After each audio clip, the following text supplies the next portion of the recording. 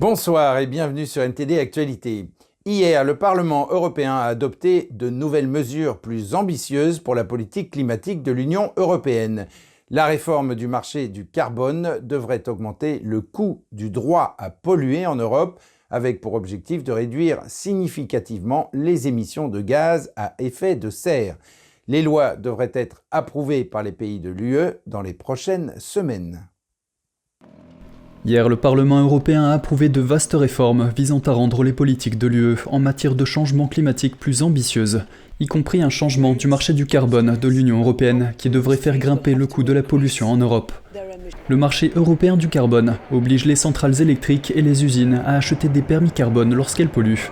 Celui-ci a permis de réduire les émissions de ces secteurs de 43% depuis 2005. Mais il doit être réorganisé pour atteindre les objectifs plus ambitieux de l'Union européenne en matière de changement climatique. Le Parlement a approuvé, à une large majorité, un accord conclu l'année dernière par les négociateurs des pays de l'UE et le Parlement, visant à réformer le marché du carbone, afin de réduire les émissions de 62% par rapport au niveau de 2005 d'ici 2030. Dans le cadre de cette réforme, les usines perdront les permis de CO2 gratuits qu'elles reçoivent actuellement d'ici 2034, et les émissions du transport maritime seront ajoutées au marché du CO2 à partir de 2024. Les législateurs ont également soutenu le projet de l'UE d'introduire progressivement à partir de 2026 une taxe sur les importations de produits à forte teneur en carbone, ciblant les importations d'acier, de ciment, d'aluminium, d'engrais, d'électricité et d'hydrogène, ce qui constitue une première mondiale. La taxe carbone aux frontières vise à empêcher les industries européennes d'être concurrencées par des entreprises étrangères plus polluantes, en supprimant la tentation pour les entreprises de l'UE de se délocaliser dans des régions où les règles environnementales sont moins strictes. Les lois doivent encore être approuvées par les pays de l'UE, qui les évalueront dans les prochaines semaines. Cette approbation est généralement une formalité qui permet de faire passer des accords préétablis, mais le processus a été bouleversé le mois dernier, lorsque l'Allemagne s'est opposée à la dernière minute à une autre politique visant à éliminer progressivement les voitures fonctionnant au combustible fossile. Les législateurs ont également soutenu le projet de lancement d'un nouveau marché européen du carbone en 2027, couvrant les émissions des carburants utilisés dans les voitures et les bâtiments, ainsi que la création d'un fonds européen de 86,7 milliards d'euros, destiné à soutenir les consommateurs affectés par les coûts. Hier, un tribunal de Moscou a rejeté le recours du journaliste du Wall Street Journal, Evan Gershkovich, contre son arrestation et sa détention. Les documents du tribunal n'ont donné que des détails essentiels sur l'affaire. Evan Gershkovich est le premier journaliste américain détenu en Russie pour espionnage depuis la fin de la guerre froide. Evan Gershkovich, le journaliste du Wall Street Journal arrêté en Russie pour espionnage, a perdu son recours contre son arrestation et sa détention dans l'ancienne prison du KGB, où il est détenu dans l'attente de son procès. Voici Gershkovich au tribunal mardi. L'audience était en fait une audience de procédure portant sur la manière dont il devrait être détenu avant le procès, mais pas sur le fond des accusations. L'ambassadrice américaine en Russie, Lynn Tracy, a déclaré avoir rendu sa première visite personnelle à Gershkovich lundi. C'est la première fois que nous avons pu obtenir un accès consulaire depuis sa détention injustifiée il y a plus de 2 semaines. Je peux vous dire qu'il est en bonne santé et qu'il reste fort malgré les circonstances. Les documents judiciaires ne donnent qu'un aperçu de l'affaire contre Gershkovich et le pouvoir judiciaire a déclaré qu'il était interdit d'en publier certains. Il est accusé d'avoir recueilli des secrets d'État sur le complexe militaro-industriel russe et a été arrêté dans la ville d'Ekaterinbourg le 29 mars. Le Kremlin affirme qu'il utilisait le journalisme comme couverture pour l'espionnage, ce que le gouvernement américain et le Wall Street Journal nient. L'ambassadeur Tracy était également présent lundi devant un tribunal pour la condamnation séparée d'une figure de l'opposition russe, Vladimir Kara-Murza, à 25 ans de prison pour trahison, ce qu'il nie. Kara-Murza, qui possède des passeports russes et britanniques, avait fait pression sur les gouvernements occidentaux pour qu'ils imposent des sanctions à la Russie et à certains Russes pour des prétendues violations des droits de l'homme. Il a également condamné ce que Moscou appelle son opération militaire spéciale en Ukraine.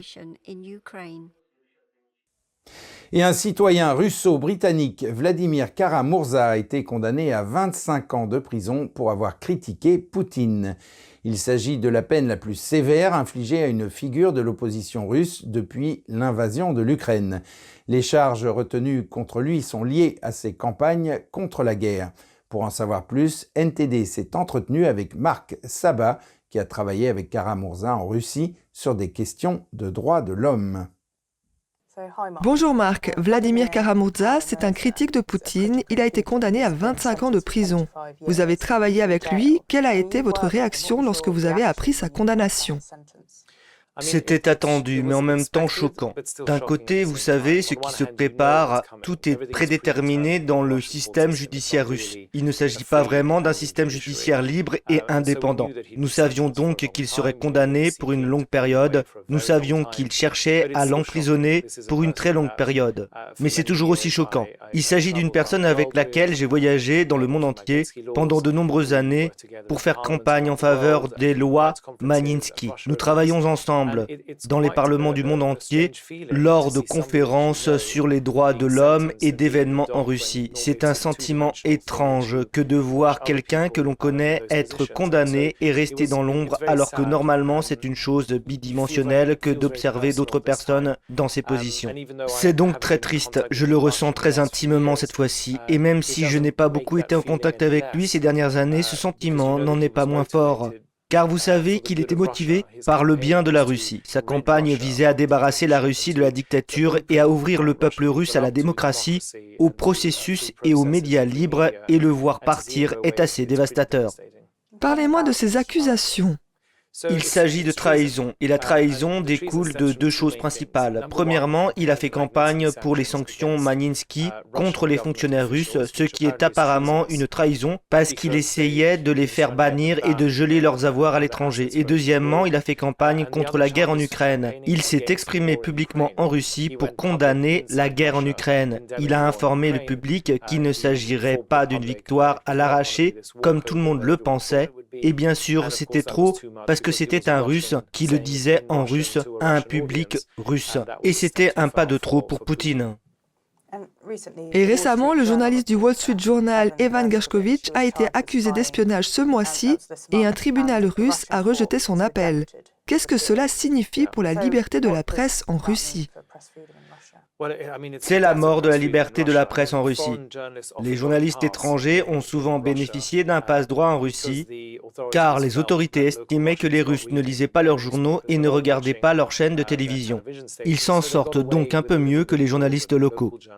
Mais arrêter et détenir un citoyen américain qui est là légalement avec sa carte de presse, parce qu'il fait son travail, est une mesure assez radicale. Et je pense que cela devrait faire frémir tous les correspondants étrangers de tous les pays qui sont actuellement basés en Russie.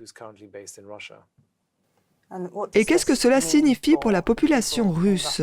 Il s'agit d'un outil de réduction au silence. L'idée est que personne n'est protégé, personne n'est en sécurité. Ce ne sont pas seulement les candidats de l'opposition qui peuvent être traités de traîtres, il y a même des étrangers. Donc si vous êtes un homme d'affaires étranger ou si vous pensez encore que vous pouvez vous en sortir avec vos affaires, votre commerce et votre argent en Russie, vous devez y réfléchir à deux fois parce que vous n'êtes tout simplement plus en sécurité là-bas. Le retrait total de la Russie de tous les territoires ukrainiens est le seul résultat acceptable de cette guerre. Il ne s'agit pas d'une guerre avec l'Ukraine, c'est la guerre que Poutine a imposée à l'Ukraine. Personne ne souhaitait donc que cela se produise. En fait, Vladimir Poutine a atteint un but cataclysmique, lui qui était si opposé à l'expansion de l'OTAN, alors que la Finlande a rejoint l'OTAN et que la Suède s'est portée candidate. C'est donc un véritable désastre pour lui.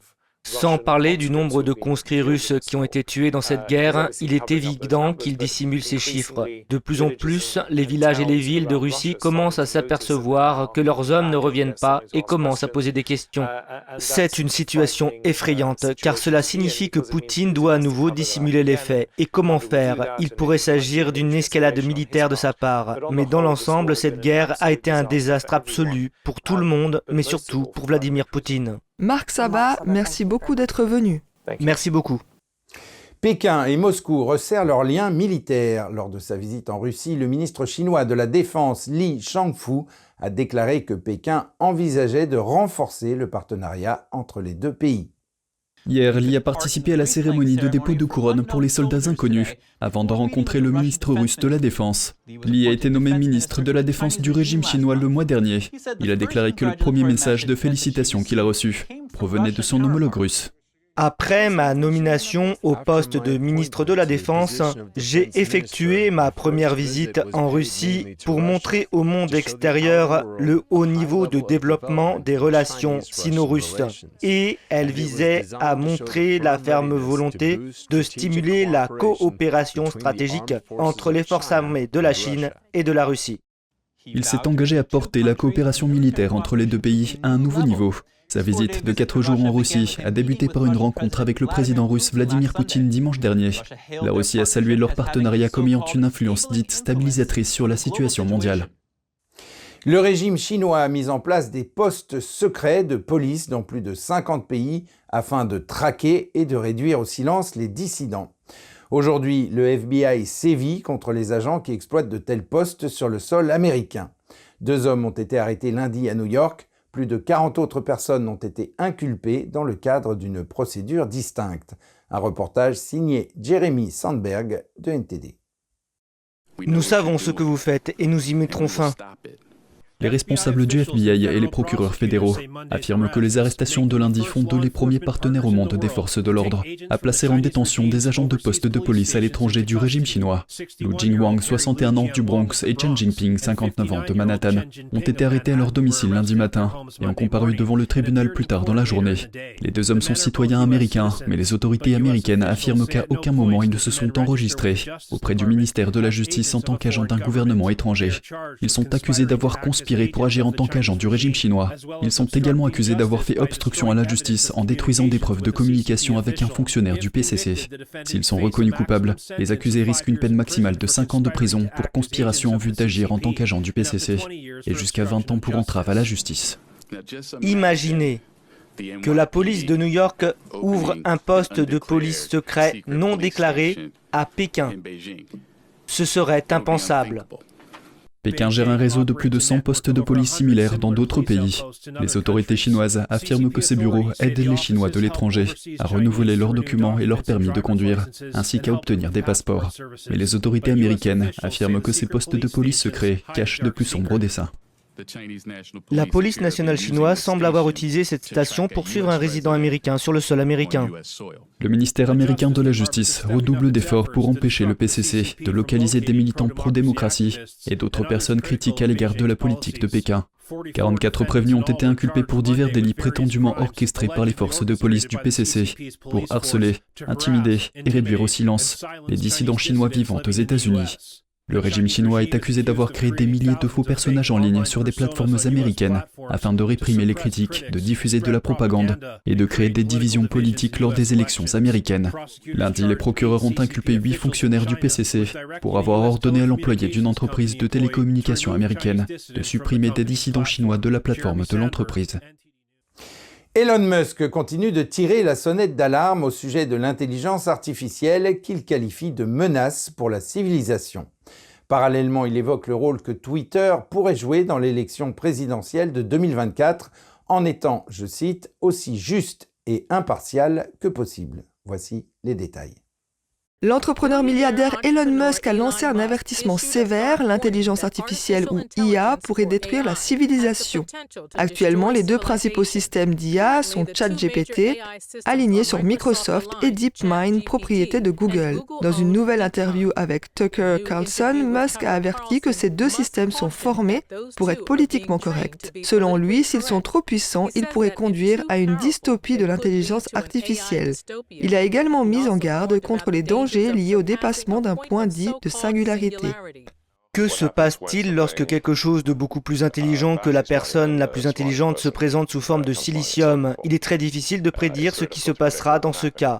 C'est ce qu'on appelle la singularité. Une singularité comme un trou noir parce qu'on ne sait pas ce qu'il se passe après. Le PDG de DeepMind a récemment indiqué que l'IA pourrait atteindre un état de conscience de soi. Dans la même interview, Musk a également indiqué que l'IA est plus dangereuse que, disons, une conception d'avion mal géré ou une maintenance de production ou une mauvaise production de voiture, dans le sens où elle a le potentiel, aussi faible que l'on puisse considérer cette probabilité, mais elle n'est pas triviale, elle a le potentiel de destruction de la civilisation.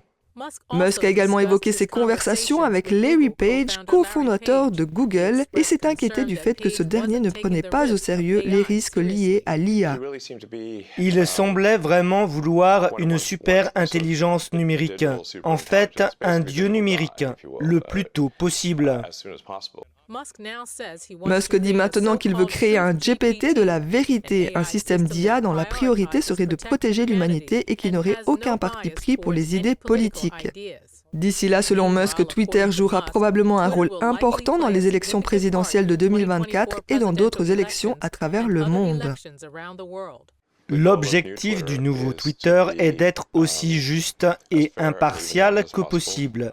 Nous ne favorisons donc aucune idéologie politique. Il a ensuite critiqué le fondateur de Facebook, Mark Zuckerberg, et sa femme qui ont donné plus de 400 millions de dollars à des organisations qui ont soutenu les démocrates avant les élections de 2020. Dans la vie de tous les jours, il est aide-soignant. Après le travail, il troque sa blouse blanche pour un maillot de bain et s'en va fendre les eaux du lac Léman. Son objectif, se préparer à des nages aussi solitaires que solidaires. Son nom est Sergio Bianchini, c'est un nageur de l'extrême au mental infaillible et il est animé par le désir de venir en aide aux personnes frappées par la maladie. Cette année encore, il réalise un défi hors du commun pour soutenir les malades, le tour du lac Léman à la nage. En 2022, nous l'avions rencontré quelques jours avant sa traversée du détroit de Gibraltar, qu'il accomplissait au profit de l'association Otium à Genève, une association qui aide les personnes à mieux vivre pendant et après le cancer. Cette année, c'est pour l'association Zoe for Life, qui soutient les familles dont un enfant est atteint d'un cancer, qu'il réalisera un défi solidaire. Du 17 au 27 juillet 2023, Sergio Bianchini, âgé de 58 ans, père de 4 enfants et déjà grand-père, parcourra 170 km à la nage afin de réaliser un tour du lac Léman. Moi, je sais que j'aurai mal, ça va faire mal, mais pourquoi me plaindre ? Je n'ai pas le droit de me plaindre, c'est une façon psychologique peut-être d'aborder les sujets des dépassements de soi et me servir de cette... Je n'ai pas le droit à me plaindre à cette souffrance en sachant que je suis en train de nager pour des gens qui sont peut-être alités. Nager pour autrui et non pas uniquement pour soi-même, c'est une véritable thérapie, un moyen de s'améliorer à la fois sur le plan mental et moral. On grandit toujours, hein, on devient de plus en plus avec beaucoup d'empathie envers les gens. Et même mon travail, déjà, je suis aide-soignant et on développe ça avec les années et la pratique. Et puis ça me permet de... Oui, on devient quand même beaucoup plus sensible à différentes causes, quoi. Depuis qu'il a commencé ses défis solidaires en 2012, Sergio Bianchini a nagé pour les personnes touchées par la mucoviscidose, la sclérose en plaques, le cancer de la prostate, les maladies rares ou encore le sida. Il a également fendu les eaux pour soutenir la prévention du suicide chez les jeunes et les personnes handicapées physiquement. Cette année, il nage pour soutenir la lutte contre le cancer, une maladie qu'il a malheureusement souvent rencontrée dans le cadre de sa profession d'aide-soignant. Ça fait des années que je travaille dans le milieu médical et puis j'ai vu personnes décédées d'un cancer et des personnes, soit des patients et des collègues. Donc le cancer, c'est quelque chose il est là, quoi. Il est là. Donc ça peut arriver à n'importe qui, et puis voilà, moi je ne reste pas indifférent. Lors de sa nage au profit de l'association Zoe for Life, M. Bianchini sera guidé par un bateau et un kayak et tirera une petite embarcation contenant des vivres qui lui permettront de se ravitailler. On ne nage jamais, même si on peut nager tous les jours dans le même lac, on ne nage jamais dans les mêmes eaux. Parce qu'aujourd'hui, il va être magnifique et quelques heures après, c'est la catastrophe. Donc, et le lac Léman, c'est assez particulier parce que ça m'est arrivé de faire des nages dans lesquelles le lac il est vraiment un miroir mais en contre-courant, et puis on ne peut pas avancer. Et puis c'est comme ça.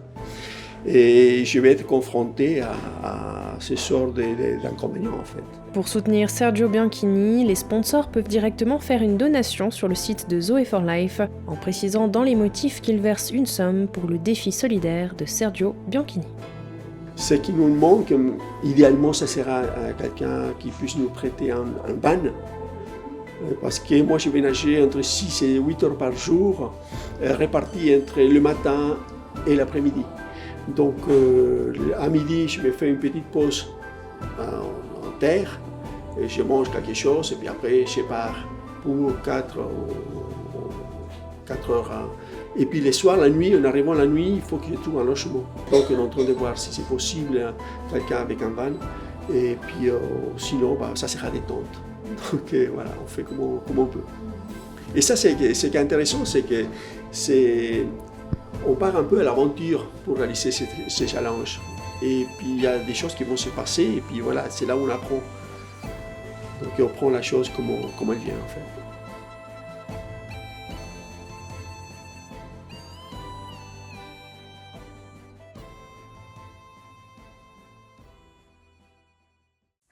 Ainsi s'achève cette édition. Merci de l'avoir suivi. Vous pouvez suivre tous les programmes de NTD sur Ganjing World, la plateforme 100% propre, en tapant www.ganjing.com/fr-fr ou en cliquant sur le lien qui se trouve sous la vidéo. Quant à nous, on se retrouve demain à 20 h pour une nouvelle édition. Et d'ici là, je vous souhaite à toutes et à tous, et au nom de toute l'équipe, une excellente soirée sur NTD.